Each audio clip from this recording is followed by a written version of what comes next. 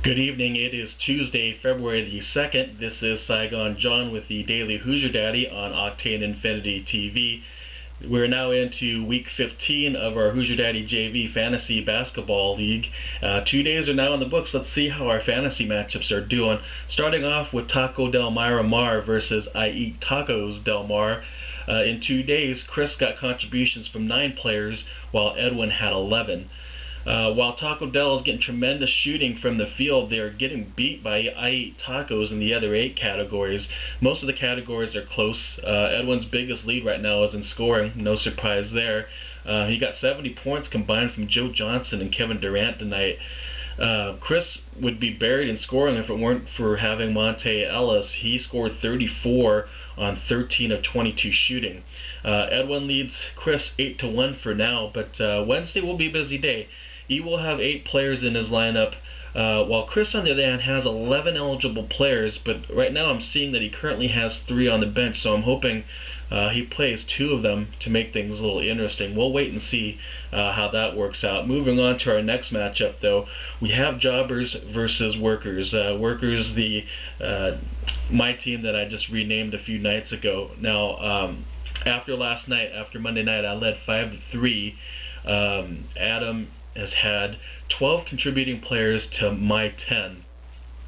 My team has been accurate from the field and somewhat prolific in scoring, but Jobbers has been solid in the other 7 categories, even tying my team in block shots, one of my stronger categories. He leads by just 1 assist, 2 triples, and 3 turnovers. Adam's also leading my men in rebounds as well, another good category for strong category for my team. Looks like it helps that he's had rebounders in the backcourt. He got 10 from Vince Carter tonight. Vince Carter, a guy he picked up a few days ago through free agency. So looking like a good pickup for you so far, Adam. Another oddity in our matchup, though, while Adam's getting rebounders in the backcourt, I'm getting 3-point shooting from the front court. I'm still losing in threes, but Andrea Bargnani made it close for me. He hit 4 shots from beyond the arc tonight at Indiana. Gotta talk to that guy how he does it with a bad back, man, because, man, best shooting's been a little off for the last few months. Anyway, Adam leads me after Tuesday 6-2. The next matchup we have is Ringleader versus Hoop Kings.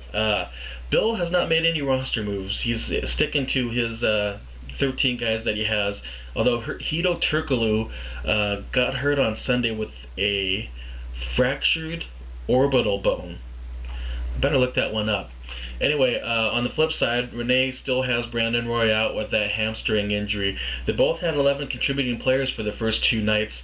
Steve Nash and Darren Williams has led the way for Hoop Kings in assists, while Chauncey Billups is keeping it close there for the Ringleader. To get that guy in the All-Star game, would you? He should have been in there to begin with, ahead of Darren Williams, perhaps. Anyway, we are close here in threes and in block shots. Renee leads both of these categories by just 1. He also leads Bill in field goal percentage by just 0.5%. So Renee leads this matchup right now 6-3, but it is pretty close right now. It's also pretty early, I know. We'll see how the next 5 nights will work out for these two. Again, Renee leading Bill 6-3. Our next matchup is Ball Don't Lie versus 7 Apples. Scott led 6-3 after Monday. Would he hang on? Well, he had 8 guys in action tonight versus 5 for Mike. Now, Ball Don't Lie currently has comfortable leads in scoring, assists, steals, and block shots.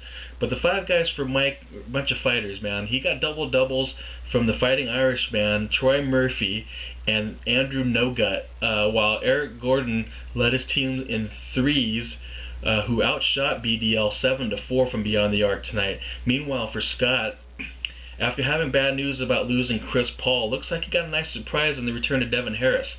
Did that guy really have a wrist injury? Well, let's see. Harris scored 24 points, went 10 for 11 from the foul line. Maybe I should get my wrist hurt again and see how well I can start doing at the foul line. I've been sticking it up, but that's a personal matter. Harris also dished out 14 assists in 38 minutes in their close game versus the Pistons tonight. This guy's keeping ball don't lie in the lead, I think single-handedly for now. Scott, after 2 nights, does lead Mike, but it's now been cut down, so he only leads Mike 5-4 after Tuesday. Finally, it's Cobra Kai Never Dies versus Team Chlamydia. Cobra Kai is the hottest team in our fantasy league right now, winning 6 straight weeks in head-to-head action. He trailed Jonas 5-3 on Monday, but Cobra Kai never dies. They just multiplies.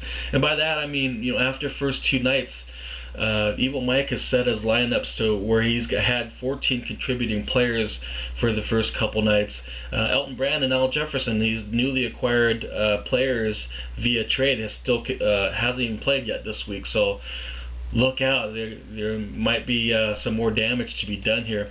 Now, on the opposite side, Team Chlamydia, they seem to be having injuries of their own. No Mo Williams, as we've had known for the last several weeks. No Jermaine O'Neal for Jonas either. However, it looks like Chris Kaman is back after 2 games, missing 2 games with that ankle injury.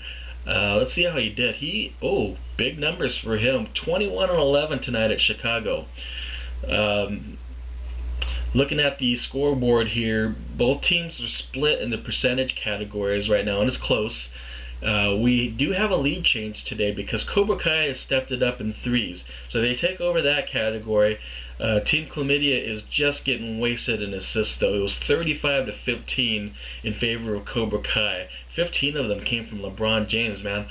So it's now Evan and Evil Mike leading Jonas 5-4.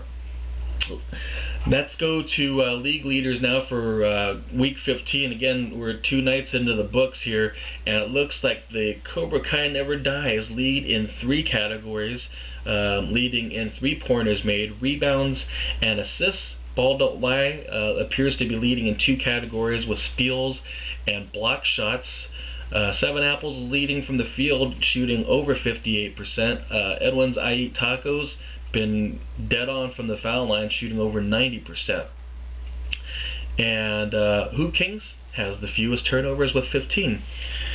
Let's now look onto the waiver wire. It looks like 2 GMs had made moves today, starting with the Jobbers, who waived Anderson Varejao and acquired Spencer Hawes. And wouldn't be another night in fantasy hoops without Evil Mike making some moves. So let's see what he did. He dropped J.J. Redick, E.G. Onlan, and Jarrett Jack. He adds Marcus Thornton, Taj Gibson, and Richard Jefferson. Looking at these transactions, it seems that Evil Mike had changed his mind on Beno Udrih and Joel Anthony as he added these guys and then later dropped them in the same day.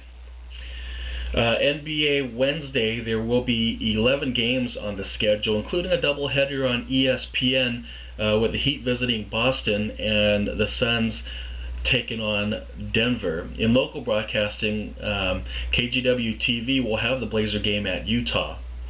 Well, that's it here from the bomb shelter here at Octane Infinity TV studios. This has been your host, Saigon John, the bomb from Vietnam, and boom goes the dynamite.